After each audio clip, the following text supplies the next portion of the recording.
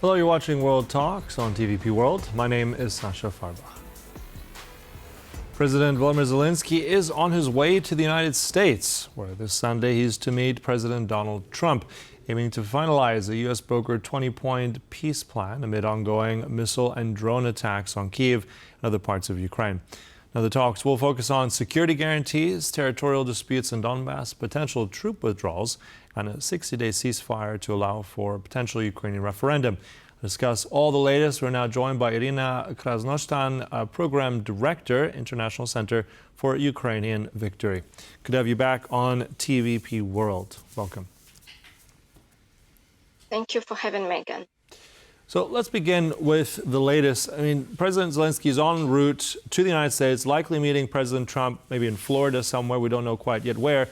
But what is this going to be for you? Is this going to be another photo opportunity, or are we going to end with some kind of breakthrough between these two? Well, it's very difficult, of course, to predict because we know very well that President Trump is quite unpredictable in his behavior.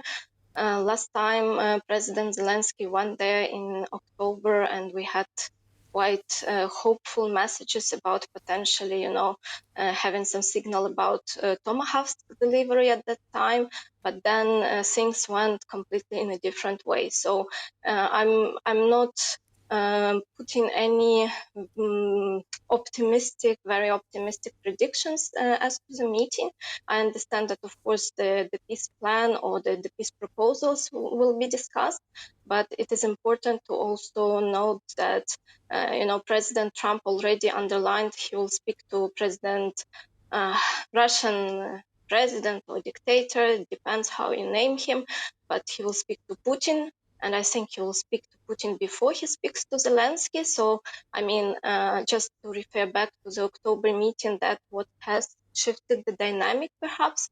So it is possible that once again, after he speaks to Putin, things will go into unexpected turns. But so far, President Zelenskyy wants to go and discuss this 20-point plan that has been worked on. But again, if you hear the remarks that Trump made, I wouldn't put too much optimism, but I'm sure that President Trump will be pushing for the solution. So, in a way, there is possibly something out of here. But again, I would like to put a little bit of broader context into that, because you have been discussing already with previous speakers. There are heavy attacks on Ukraine. Tonight was a very heavy attack on Kyiv with 500 drones, dozens and dozens of missiles, including ballistic missiles. So for me, of course, I can see this as a pressure sign from Russia, but I can also see that as unwillingness from Russia to actually end the war. So it's on one hand good that there would be the meetings and these discussions at the top level, because I think that at this point of time, only at the top level you can actually kind of move forward on something. But on the other hand, with everything we've seen so far, I don't see that Russia wants to stop this war. And I think this is a crucial element, because, President Trump may say that he wants to end the war, but unless Putin wants to or is pushed to willing to end the war, I cannot see the breakthrough coming. And, the Christmas was difficult in Ukraine as well. There was no ceasefire for Christmas. Russia did not accept this proposal, and there were all the time the attacks in different regions of Ukraine. So for me, this is not sign of peace. You mentioned there at the top level of talks, needs to be at leaders. That's Trump, Zelenskyy, that's Putin. On that front, one key thing here will be security guarantees. That's one thing that's been floating around. That's vital for Ukraine's sovereignty.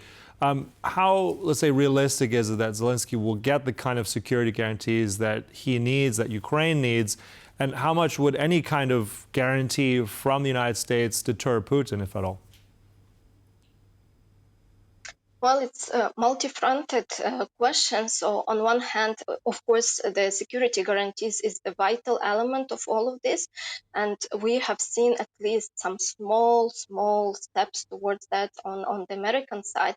But once again, why I'm underlining that the leaders meeting is essential in that, because it was the staff, the advisors that agreed on some first frameworks, and we have heard some signals from the American side that they are willing to pass these security guarantees through the Congress, which could be a positive sign.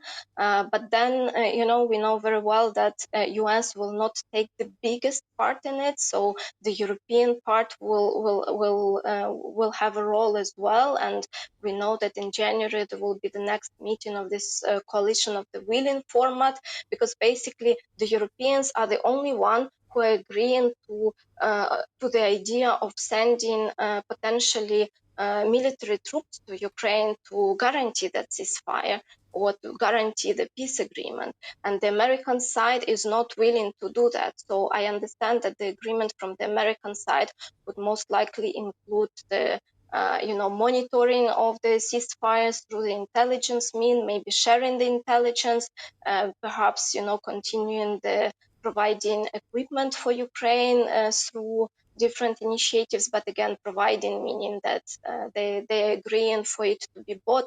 But there are no very clear details yet on what the American side has actually agreed to. And I think that's the expectation from President Zelensky, to actually discuss it with Donald Trump, because without his approval or without him agreeing on that, the things will not move, at least from the American side and from them guaranteeing this. But again, if we give now Russia, if we add now Russia into this picture, then things getting even more complicated, because Russia is not very much willing to accept the security guarantees. So that's a very tricky, point in all of this conversation, because they are not very optimistic about, the European side of the guarantees, and I'm not sure that they are happy also with the American side, because they have already indicated that they are not willing for the Western partners to continue to provide military support to Ukraine. And this is vital, because without it, how we will guarantee our future, and how do we prevent further potential threats from Russia? Mhm. So it's a very complex issue. I think there was at least some progress, if we can say so, achieved on the European and American side, but it all goes back to the fact that the American president needs to discuss this with President Zelensky, and then push it, I think, on Vladimir Putin. Right. But at the same time, there's an interesting point to make. We had on TVP World Alexei Reznikov, the former defense minister of Ukraine, who actually told TVP World that he sees that direct bilateral agreement between the U.S. and Ukraine, that could be something which would be very interesting and potentially something quite effective. And he mentioned, I believe, something that the United States has with Taiwan, with Israel. So that's going to be, I think, surely something they'll explore. Hopefully they'll explore it during that meeting. Also curious about these new ideas that Zelensky has talked about. This is also something that includes a demilitarized zone. Apparently a ceasefire he wants of 60 days to allow for a referendum for Ukrainians. This is probably likely about territory. How feasible is all that, even if this does come to pass? I mean, organizing a referendum, really a ceasefire. How feasible do you see these new ideas? Well, first of all, this idea, I wouldn't call it the idea of President Zelensky, because it was something that the American side was pushing for. And at the end, President Zelensky started to accept this idea, because there are many things in this plan that are kind of Ukrainian side is now willing to agree, but they were not initially on our, agenda. Let's put it like that. So among them are these two issues: the demilitarized zone. It's a very questionable issue, I would say, because demilitarized zone. First of all, Russia is not even agreeing to that. Ukrainian side is willing to accept or discuss at least this. But for me, the essential part is, okay, you put the military out, but who actually controls, I mean, who will exercise the effective control of the area? And I think that's the biggest and the trickiest part in it, because once military are out, who is the civilian administration? Is it Ukrainian? Is it Russian? Is it what American administration? Who will govern this part of territory? And I understand that Russians would want to sneakily get the Rosguardia or someone that are not military formation but sort of security formation, and that they would have de facto control. But I think that this is very important to understand, that if all the military are out, it includes, the forces like potentially Russian internal forces, and the issue of control would be essential. Then the second part about the referendum. Indeed, President Zelenskyy also made it public for Ukrainian audience that this is an issue potentially to be discussed, especially if the territorial issues would be discussed. But the issues of referendum is also very difficult, because and also related to that is actually the issue of the elections, because even that 20-point peace plan says that very soon after the agreement is reached, the elections should be held in Ukraine. And also it's of course questionable whether this is okay to include this in this type of agreement, because why don't we then say that Russia also needs to hold the free and fair elections, because and this also is a question. But about the feasibility, I mean, for the referendum, there are a lot of issues. On a positive side, there is now a broader working group set up by the Parliament of Ukraine, which includes a lot of experts and the organizations who have been working quite a lot on the election issues. So that's a positive thing, that to think it through at least. But 60 days may not be actually enough to organize this whole process. Let's also not forget that there is a lot of Ukrainians who are currently living due to the war abroad, several millions. There are a lot of displaced people in Ukraine. How to make sure that they all are able to vote? Because in the referendum, one other thing is important is a threshold. Yes, so for the referendum to be legitimate, you need to at least have a vote, I think, of 50% of the population. And how do you ensure that 50% of population vote in this very, very difficult conditions? So there are a lot of issues related to the legitimacy of this referendum, or even of the election process, and then of course of the security, because if we see what is happening right now, can we really be sure that Russia will not try to interfere in this process and not try to sabotage it in different ways, or even directly hit, with the missiles and so on? So there are a lot of unknowns, but the working group has started to at least address all these questions and look for the potential kind of like roadmap or recommendations, because I think that it's also like including into the agreement certain time framework would be maybe not good, but this working group can at least show what are the time frame which is really realistic or feasible in this particular situation. Okay. I just want to end on a positive note, in some way, a hopeful note. Tell me, Iryna, where are we in 1 month's time from today? Just one closing sentence, where you'd like us to be.